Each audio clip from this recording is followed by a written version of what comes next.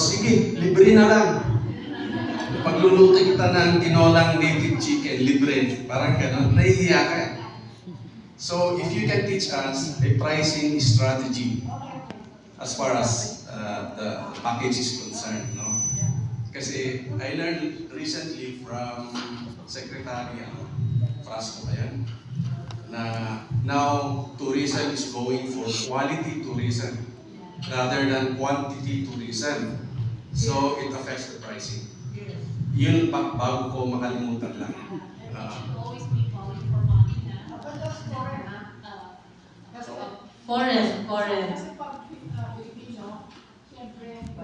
Mas mura. May foreign price. Yeah. Sa India ganyan eh. Price sa India, mas mahal yung mga foreigner eh. For individual travelers Global. yan, no? Kasi lalo na sa mga farmers, kasi hindi naman lahat ay 30 nasa pesos. naka-tour package. Foreigner magbayad ng 3 yan. Although you can do your own tour package within the Mahal. farm. But you can also work with your tour operator para they can help you in the package development within your area.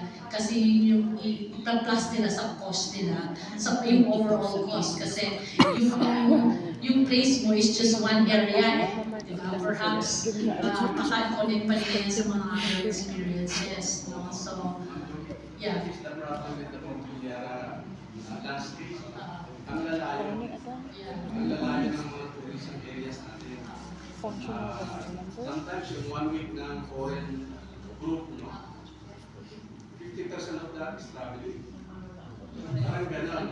Nawawala yung 3 days. Kaya dapat worth it. It should be worth it, no?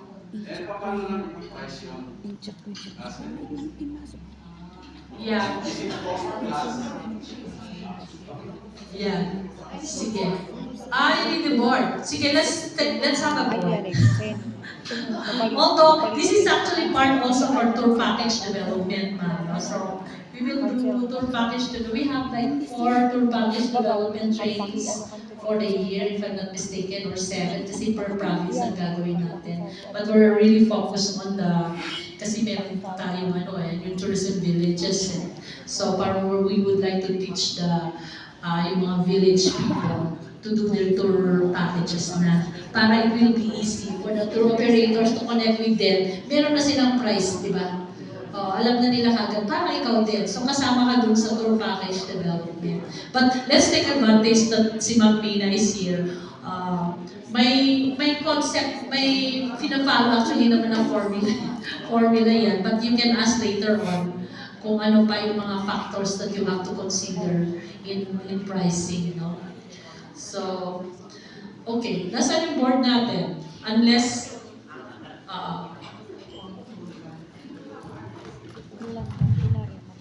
I just wanted to let you know that we used to, at some point I was head of the Automobile Association Philippines, and I set up the travel agency for them. And one of the things we did was a caravan, and we went to Banawe. I don't know if you remember that. You remember that? So we went to Banawe, and we had all this foreign delegation who attended a trade. It was a trade mission, but coupled with seminar workshops in Manila. No? And so we came from Manila. We decided we'll go to Banawe for your refreshing outlet. No? So in Banawe, I asked my people to come earlier because I really wanted to make sure that they would be planting rice at the rice terraces. So what we did is we carried what we call plant, and then visit, and then harvest. So what we wanted them to do is to make sure that they will come back and they will harvest what they planted. And that was very, very successful. Unfortunately, I left, and it was not followed through, But that is something that we should really remember. We have the fabulous rice terraces. And those of you coming from that area must remember that a visit to the rice terraces is sacred visit.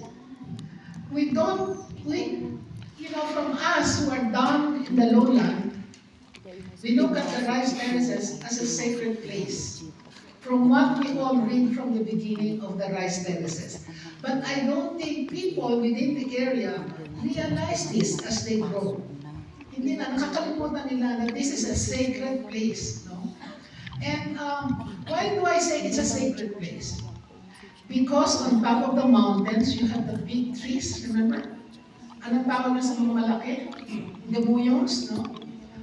The muyongs is not there because you planted it, right? It's there because it was, God-given. It's something that had to be there because it will replenish